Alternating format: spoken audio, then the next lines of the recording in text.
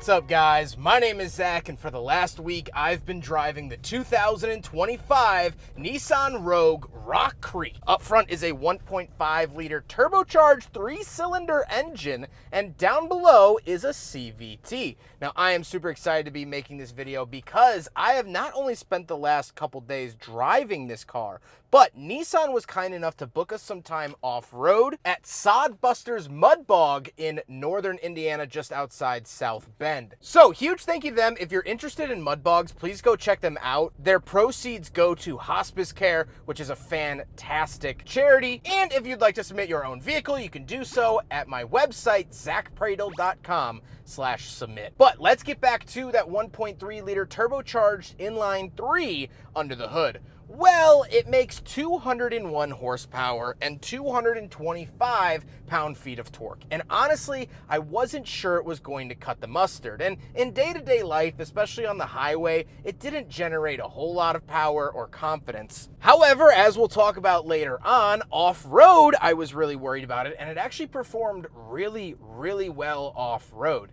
It had the power that I needed and wanted at those times, and so really highway merging is going to be the only downside of the 1.5 turbo. Like I said, paired to it is a CVT. It's fine. It's also doing the job, and again, I drove it off-road. We put it through some mud bogs and pits and whatnot, and it actually handled itself with a bit of decency, so I was happy to see that. Last but not least, of course, the Rock Creek Rogue is all-wheel drive, and we'll talk about some selections we have with that a little bit later on. But with the knobbier tires, it really does some decent work off the road. How does it feel to drive the Nissan Rogue Rock Creek? Well, it's a nice driving feel. Like I said, merging on the on-ramps, the power isn't completely there. I don't love it on the highway, but for around town, it's perfect. It's great. It does a fantastic job. I don't think the cabin's too loud. I have good visibility, and the steering is definitely on the lighter side, but I wouldn't categorize it as overly light,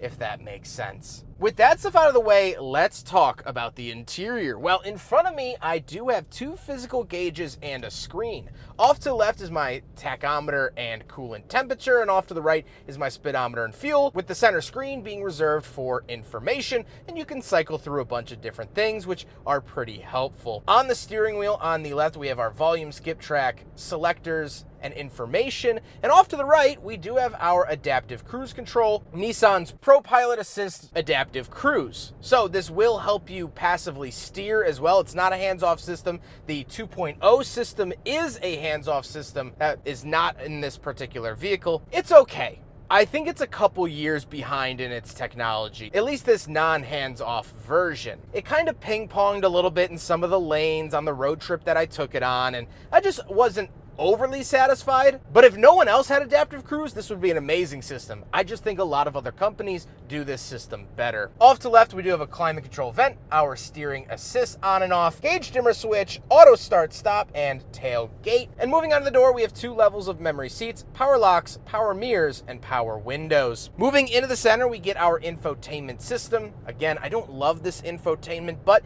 it does have Apple CarPlay and Android Auto. And the Rock Creek gets a special front camera that is engaged during off-road mode, and this was so helpful on the tight, twisty trails that we took it down. So this is a fantastic feature. And of course, here's the backup camera in case you were curious, with the 360. So this does have a 360 camera, which is fantastic. We get some buttons down below for like brightness, audio, menu, and camera, things like that. And then we have our climate control vents, hazard switch, and climate controls. Dual zone climate, as well as heated seats, auto climate, and a heated steering wheel. All fantastic features here in the Rock Creek Rogue. Then we have our start-stop button, 2 USB-Cs, and a 12-volt outlet, along with the wireless charger down below. And then we have the shifter. The shifter is a little odd. It's this sort of little bubble almost. You move it forward or back, and park is a button. Power parking brake and auto holding brake down below that. And then off to the right, we have cup holders. So we will do a big friggin' bottle test here in the Nissan Rogue,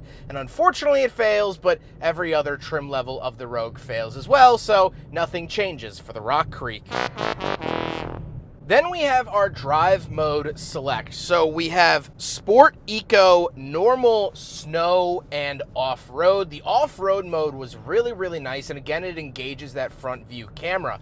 However, in the center of this dial is the hill descent control. So basically, when you are on a steep grade, you could take your feet off the gas and brake, and the vehicle will modulate the brakes and throttle on its own to safely get you down the hill. This is a fantastic feature on its own.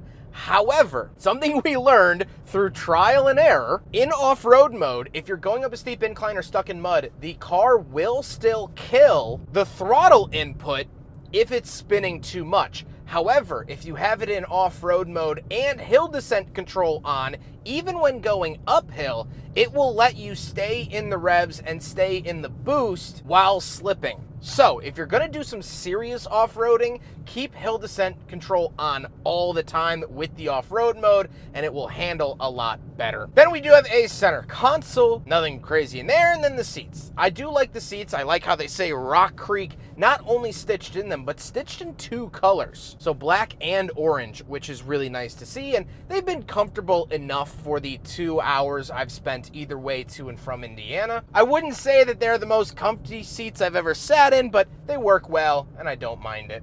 However, speaking of seats, we do have back seats, so let's go do a back seat review. All right, so on the back of the 2025 Nissan Rogue Rock Creek, and a couple of things to note. First of all, 2 USB-Cs down below and 2 climate vents. I do get a center console with 2 cup holders, but I fit back here. And when we were doing some trails and off-roading, we had 4 full-size adult grown men who had a pretty big breakfast, and we all fit in here pretty comfortably. One seat had to be moved up a little bit for a larger gentleman, but it all worked out. This is going to be fine for any 4-size adult grouping, which is really, really nice to see. Not all vehicles in this segment.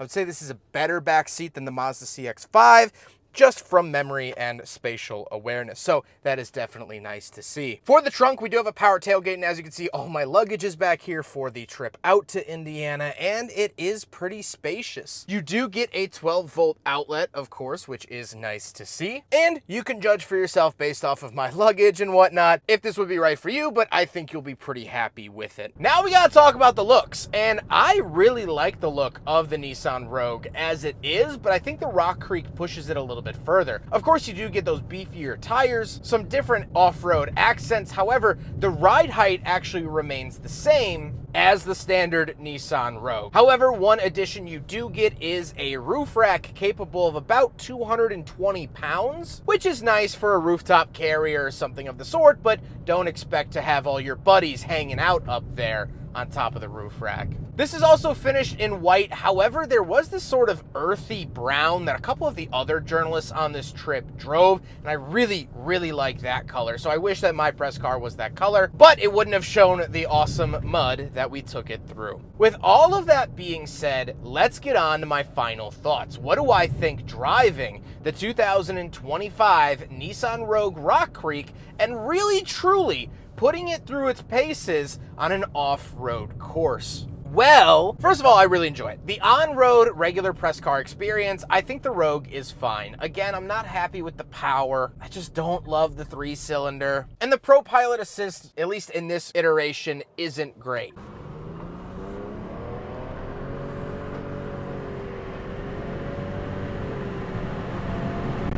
$60. Not wonderful. I think as a standard SUV, I think the Rogue slots in with a lot of its competitors, and it's really going to be down to personal preference at that point. What do you think looks better? What do you think fits better with your budget? That sort of thing. But then we took it off-road.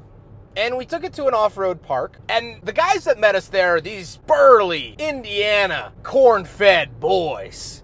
And they had a Ram 3500 with the Cummins diesel in it. They had Jeeps and trucks. And they took a look at our little soccer mom SUVs and said, well, we'll see about that. And we blew them away. This car was so capable, even in the mud, even in the ruts, even going through the paces. It had rained last night, so it was a sloppy, soupy mess. This car performed really, really well. And this is probably the harshest terrain that a Rock Creek Rogue will ever see.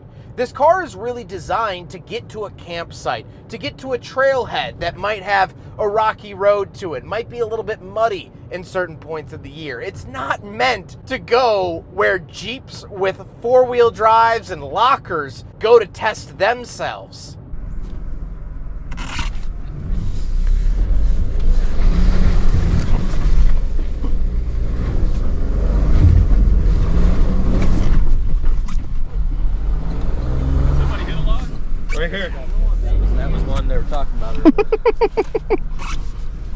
And yet it did it.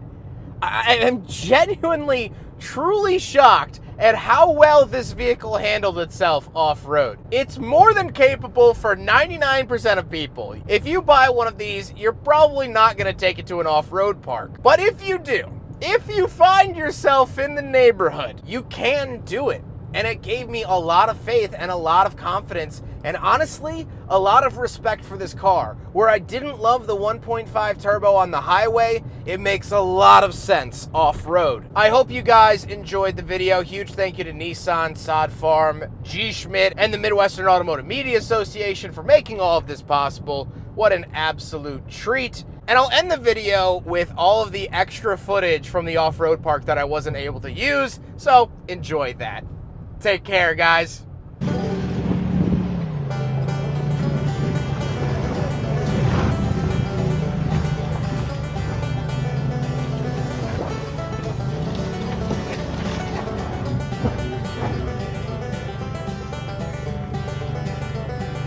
The left rear tire.